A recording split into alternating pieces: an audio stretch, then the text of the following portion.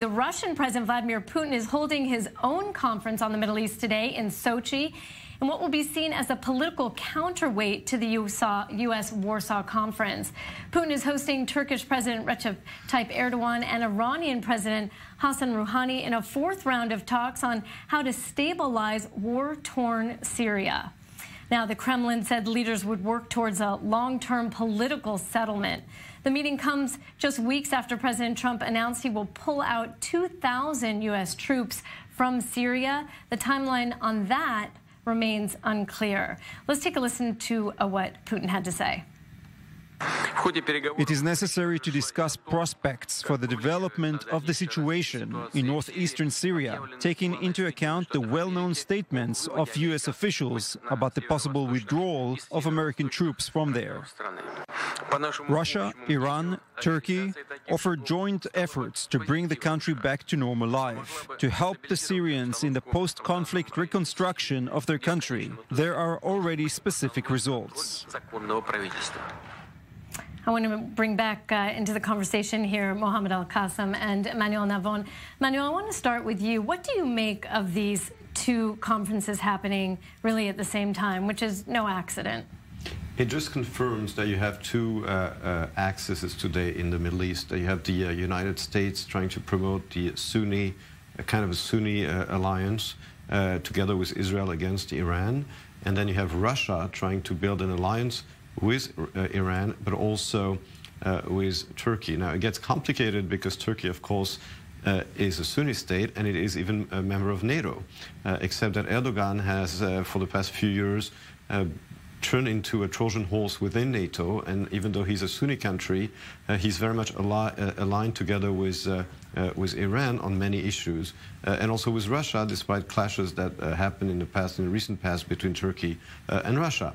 So even though it is not, we're not going back to the scenario of the Cold War, because here the alliances are not along the lines of the Cold War, but what we do have are two major actors, international actors, which are, of course, Russia and the United States, trying to build their own alliances in the region. And, of course, Russia is taking advantage of the fact that the U.S. decided to pull out from Syria. But it doesn't mean, as we saw from the summit in Warsaw, that the U.S. has given up on the Middle East. So to summarize very clearly, what we have here is two major powers building their own alliances in the region. These are alliances that are based on interests. They're not based on values. They're not based on common values between countries. What the Warsaw Summit, and if we even can call it an alliance, or what the U.S. is hoping to establish, is an alliance between itself with Israel and the Sunni Gulf countries against Iran. That's based on interests. And also what Russia is trying to do is bring in three countries, including itself, that are not really, they don't have a whole lot of common things. It's not a language, it's not religion, it's not even sex, but it's about interests. And right now they're trying to protect and divide the pie in Syria. They're trying to preserve their interests in Syria and the region. Let's go across live now, actually, to Moscow, to a reporter who is standing by, Alexey Khlebnikov. He's a Middle East expert at the Russian International Affairs Council. Alexey, we've seen Putin hold these meetings so many times before. I'm wondering what is making headlines this time around. Is Putin actually saying anything new?